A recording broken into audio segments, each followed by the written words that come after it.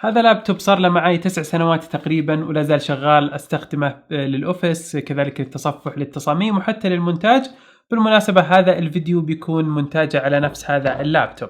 طبعا قبل كم يوم لما صورت الجهاز على سناب شات جاني أكثر من تعليق حول أن الماك سعره غالي، فلفت انتباهي هذا الموضوع وحبيت أنه نتكلم اليوم أول حاجة عن تجربتي مع هذا الجهاز من 2013 والجهاز موجود عندي وأموره كلها تمام. أيضا نناقش فكرة هل الماك سعره غالي فعلا أو لا.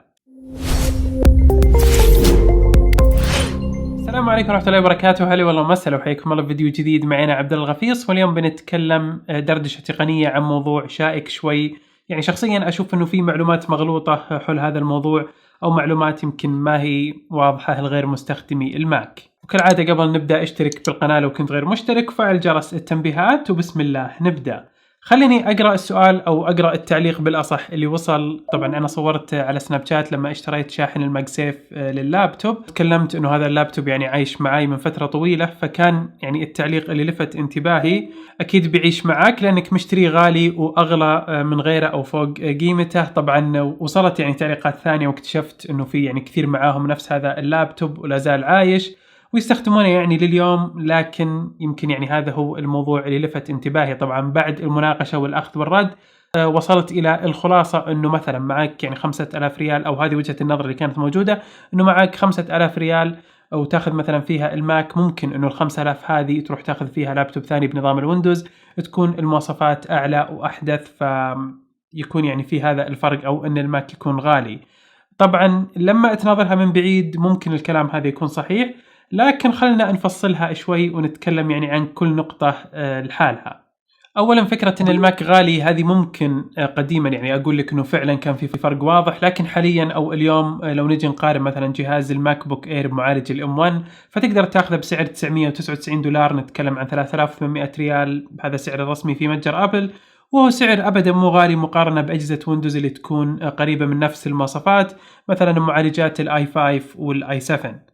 والنقطة الثانية وهي اللي عليها الكلام انه ارقام المواصفات ما نشوفها يعني مثلا انه نفس ما هي مكتوبة. فمثلا 8 جيجا بايت للرام في الماك ممكن انها تعطيك اداء يوازي 16 جيجا في لابتوب ويندوز، خاصة لو نتكلم الان بوجود معالج الام 1 في اجهزة الماك يعني الجديدة، هذا بيفرق معاك او الموضوع بيفرق معاك من ناحية الاداء. وعلى فكرة لو تجي تشوف معي موقع اوتوديسك اللي هي الشركة الخاصة او اللي عندها برنامج 3 دي ماكس الخاص بالتصميم، ايضا برنامج الاوتوكاد البرنامج الهندسي المعروف، حاطين في موقعهم المتطلبات الدنيا لكل جهاز حتى يشغل البرنامج.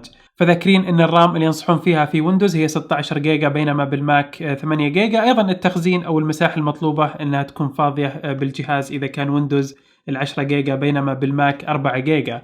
تقريبا يعني نتكلم عن ضعف المواصفات المطلوبة لتشغيل هذا البرنامج، فشوف الفرق كيف صاير بين النظامين.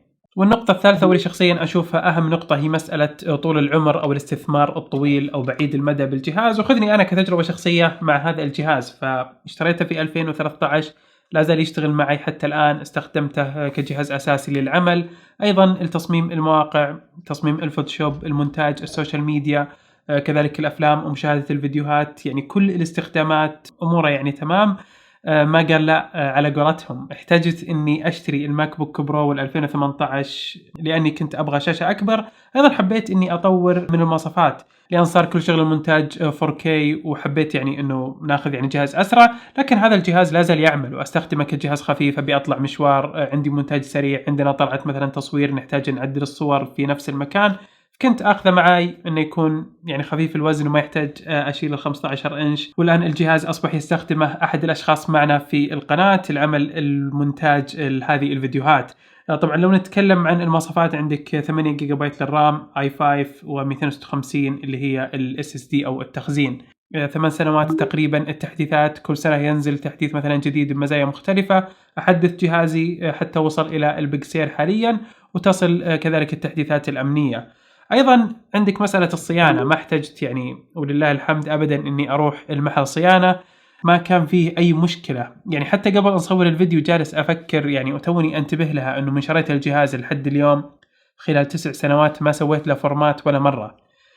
بالويندوز كم تسوي فورمات من مرة؟ يعني شخصيا اذكر انه كثير، ممكن الان انه او يعني مؤخرا انه تغير الموضوع شوي مع الويندوز، لكن هنا انه 9 سنوات وما احتجت اني اسوي فورمات ابدا. يعني اوكي ممكن اوقات تجيك مثلا بعض المشاكل، تعليق بسيط او احد المشاكل، تعلق على زر الباور يسوي ريستارت ويرجع اموره كلها تمام. لكن ما احتجت اني اروح مثلا صيانه، ما عدا يمكن الكيبل الخاص بالشاحن الماجسيف اضطريت اني اشتري جديد قبل شهر، لان اللي عندي مع الاستخدام الكثير تقطع شوي مع الطرف، حبيت اني اغيره كمساله امان ولا هو لا زال شغال. ايضا عندي البطاريه اكيد افرقت معي، وقبل فتره فكرت اني اغيرها وشفت البطاريات سعرها بحدود $100 تقريبا في اي فيكسيت.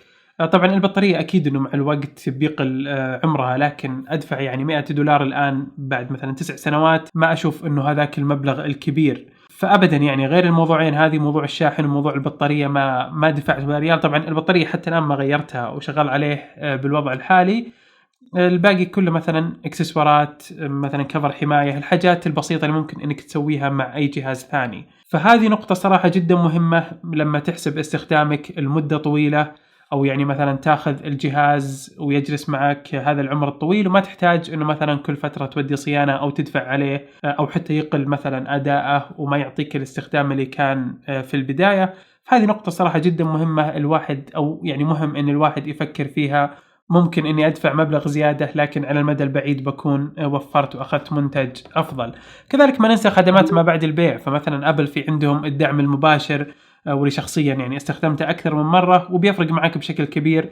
اي مشكلة صارت لك، الجهاز ما يشحن، الشاشة طافية، البرنامج اللي انت فاتحه ما يدخل، اي حاجة، اتصل عليهم مباشرة في الرقم المجاني وبيخدمونك. طبعا بيتجاوبون معك ويخدمونك، ويتكلمون بالمناسبة عربي، وبحط لكم الأرقام العربية بوصف الفيديو، أو ممكن عن طريق الموقع من خلال الشات أو التطبيق الموجود على الآيفون. فهذه دردشة أو زاوية حبيت أنه نجاوب من خلالها على فكرة ومفهوم أنه أجهزة الماك غالية، وتوضيح بعض الأمور وعرض تجربتي الشخصية مع هذا الجهاز خلال الفترة الماضية. تكلمت عنها في سناب شات وحبيت التفاعل اللي كان موجود، ولكن حبيت أنه نجاوب على هذا السؤال وبنفس الوقت أعرضها هنا على اليوتيوب.